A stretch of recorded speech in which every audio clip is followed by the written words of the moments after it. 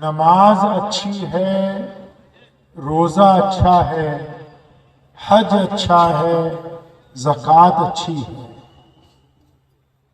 نماز اچھی ہے، روزہ اچھا ہے، حج اچھا ہے، زکوٰۃ اچھی ہے، مگر میں باوجود اس کے مسلمان ہو نہیں سکتا۔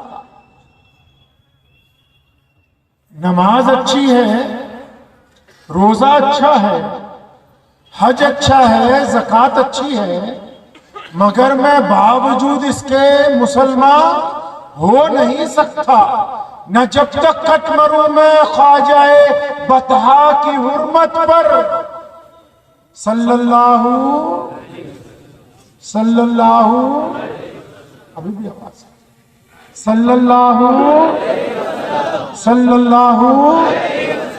ابھی بھی کم ہے، صلی اللہ پھر توجہ سے سنو۔ نماز اچھی ہے، روزہ اچھا ہے، حج اچھا ہے، زکوٰۃ اچھی ہے، مگر میں باوجود اس کے مسلمان ہو نہیں سکتا، نہ جب تک کٹ مروں میں خواجہ بطحا کی حرمت پر خدا شاہد ہے کہ کامل میرا ایمان ہو نہیں سکتا۔ خانہ کعبہ کے باہر ایک درخت کے ساتھ عمار بن یاسر رضی اللہ تعالیٰ عنہ کو باندھا ہوا ہے۔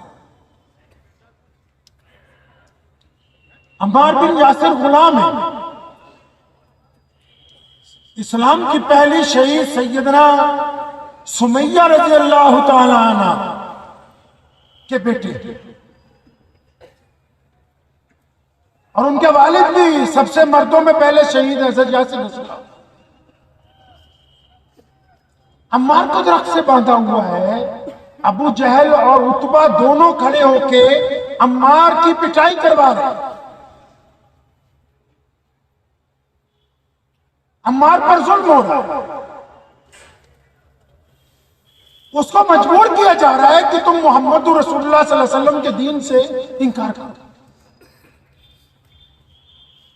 اتنی دیر میں وہاں سے امیہ گزرا۔ امیہ ایک گنڈا ہے مکے کا، اور وہ سیدنا بلال رضی اللہ تعالیٰ عنہ کا مالک بھی ہے، بلال ان کے غلام ہے۔ یہ عمار بن یاسر درخت سے بندھے ہوئے ہیں، ان کی پٹائی ہو رہی ہے، درے پڑ رہے ہیں، ادھر سے امیہ گزرا۔ اب رواج ہے کہ جب مالک گزرتے تھے تو غلام پیچھے پیچھے چلتے تھے۔ اب جب ابو جہل نے امیہ کو دیکھا، دونوں میں یاری تو بہت تھی، تو انہوں نے آواز دے کے اسے بلایا کہ امیہ یہاں ادھر آ، یہ عمار بن یاسر کی ہم بہت دیر سے پٹائی کر رہے ہیں لیکن یہ مانتا نہیں ہے، یہ جو تمہارا غلام ہے بلال، یہ 6-7 فٹ کا جو طاقتور حبشی ہے، اس کو بولو کہ یہ درہ اٹھا کے عمار بن یاسر کی کھال ادھیڑے، تاکہ اس کی جب ضرب لگے گی، اس کی جب طاقت کے ساتھ عمار کو ہم ماریں گے تو یقیناً عمار جو ہے وہ حوصلہ توڑ دے گا۔ اب امیہ کو کیا حرج ہے، غلام ہے سیدنا بلال رضی اللہ۔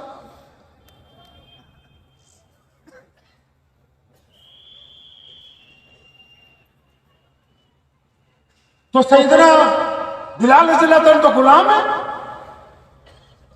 اب امیہ نے ان کو کہہ دیا بلال یہ درہ اٹھاؤ، عمار بن یاسر کو مارو۔ اب عمار بن یاسر رضی اللہ عنہ فرماتے ہیں کہ جب میں نے بلال کو دیکھا امیہ کے ساتھ تو میں نے کہا یار، اپنے دل میں کہا، میں نے کہا یار بلال کم از کم مجھے مارے، کیونکہ حضرت یاسر کو پتا ہے کہ بلال مسلمان ہے، بلال کو بھی پتا ہے کہ میں مسلمان ہوں، لیکن ابو جہل کو، عتبہ کو، ولید کو، امیہ کو یہ نہیں پتا کہ بلال مسلمان ہو چکے ہیں۔ عمار جانتے ہیں جو درخت کے ساتھ بندھے ہیں۔ اب وہ دل میں چاہتے ہیں کہ بلال کا راز فاش نہ ہو جائے۔ آپ لوگ باتیں کرنے سے ابھی ہٹے نہیں ہیں بہت سارے، آپ جتنی گفتگو لمبی کریں گے میں اتنی اپنی کم کر دوں گا۔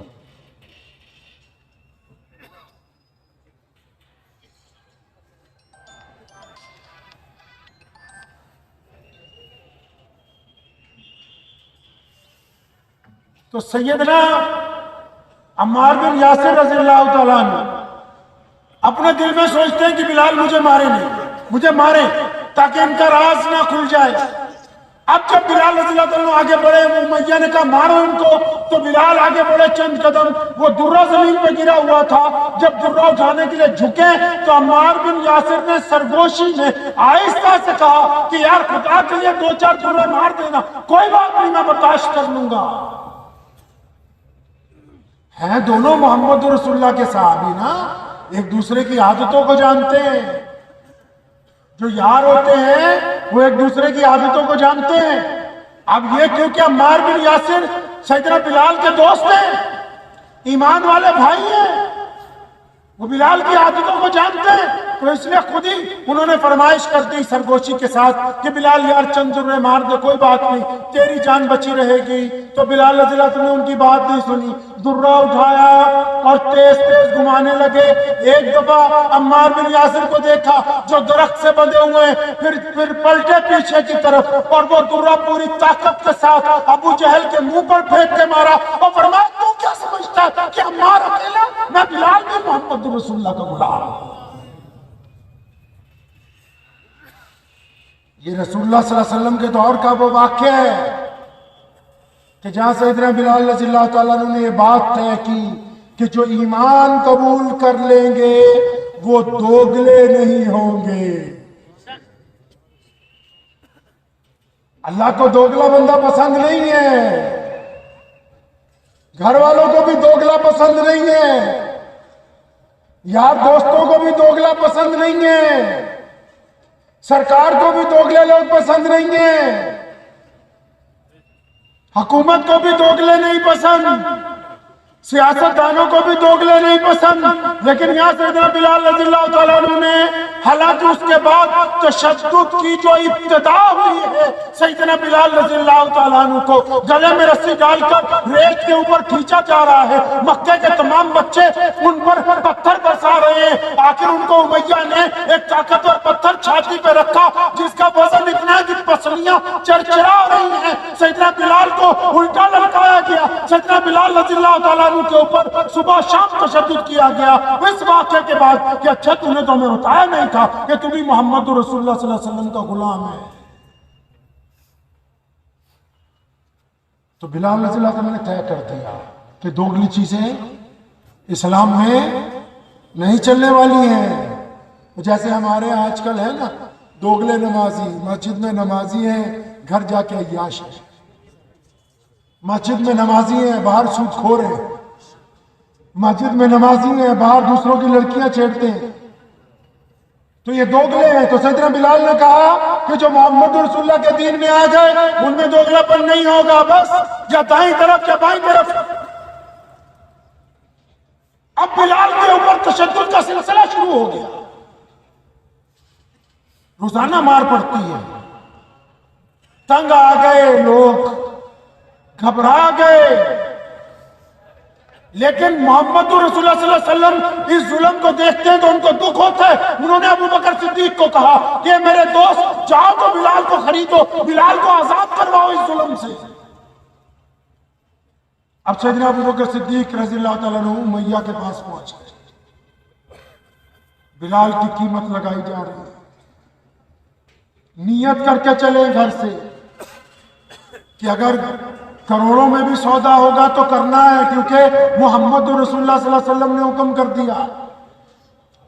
بلال کو خرید کے آزاد کر دیا گیا۔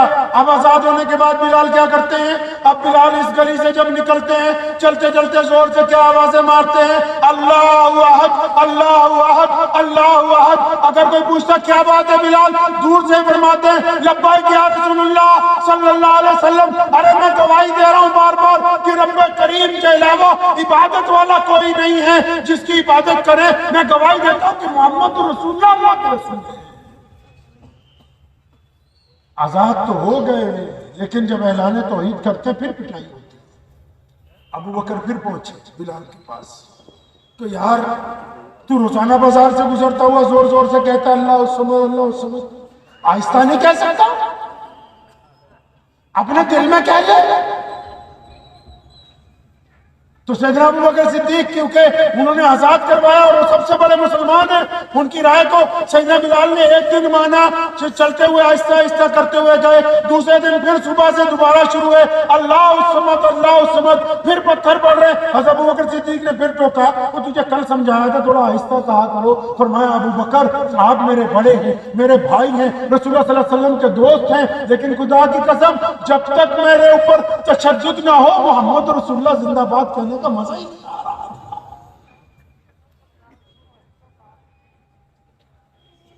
اب ایک دن پٹائی کھا کے روز شام کو گھر پہنچتے تھے۔ جب گھر پہنچتے تھے روزانہ شام کو تو ان کی والدہ ان کی مرہم پٹی کر دیتی تھی۔ آج جب شام کو گھر آئی اماں دروازے پہ کھڑی، بلال بیٹا، ہاں جی اماں جی، میں یہ چاہتی ہوں کہ ہم لوگ مکہ چھوڑ دیں۔ اچھا اماں، اب بلال تو محمد رسول اللہ صلی اللہ علیہ وسلم کی تربیت یافتہ ہے، اماں مکہ چھوڑ دیں ہم لوگ؟ ہاں بیٹا میں چاہتی ہوں مکہ چھوڑ دیں۔ اب بلال رضی اللہ تعالیٰ عنہ نے دونوں کندھوں سے اپنی والدہ کو محبت سے پکڑا، کیونکہ ہے رسول اللہ صلی اللہ علیہ وسلم کے غلام، نہ نبی علیہ السلام کے تربیت یافتہ ہے، اور بڑی پیار سے اپنی ماں کو کہا اماں جی سچ سچ بتاؤ یہ بات آپ کو سمجھائی کس نے؟ یہ پرپوزل کس نے رکھا ہے؟ کیونکہ ہجرت تو تب ہوتی جب کوئی پیسہ دولت دھن دولت ہوتی، سامان ہوتا، کہیں جانے کی تیار، ہمارے پلے تو کچھ بھی نہیں، گھر بھی نہیں، جانور بھی نہیں، سرمایہ بھی نہیں۔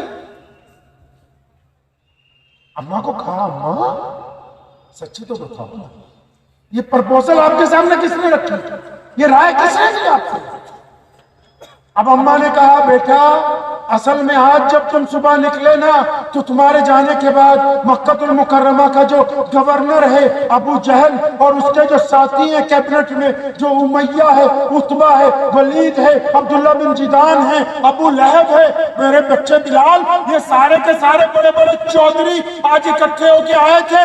انہوں نے تیری ماں کے آگے آ کے فرمائش کی ہے، درخواست کی ہے کہ بلال کی ماں، یہ بلال نعرے لگانے سے نہیں ہٹتا، یہ بلال محمد رسول اللہ کی وفاداری کے اعلان سے نہیں ہٹتا، ہم نے ظلم کیا، تشدد کیا، اس کو بے انتہا نشانہ بنایا، لیکن یہ پیچھے نہیں ہٹتا، ہم تجھے کہنے آئے ہیں، تجھے تیرے رب کا واسطہ ہے، اسے مکے سے لے کے کہیں چلی جا، ہم تنگ آ گئے۔ بلال نے جب یہ بات اپنی ماں سے سنی نا، اپنی ماں کے کندھوں کو پکڑا ہوا ہے، اللہ اکبر کہہ کے فرمایا اماں خدا کی قسم ہم کامیاب ہو گئے، یہ لوگ تو ہمیں انسان بھی نہیں مانتے تھے، یہ تیرے دروازے تک آ گئے، اس کا مطلب انہوں نے محمد رسول اللہ کے دین کے وجود کو تسلیم کر لیا۔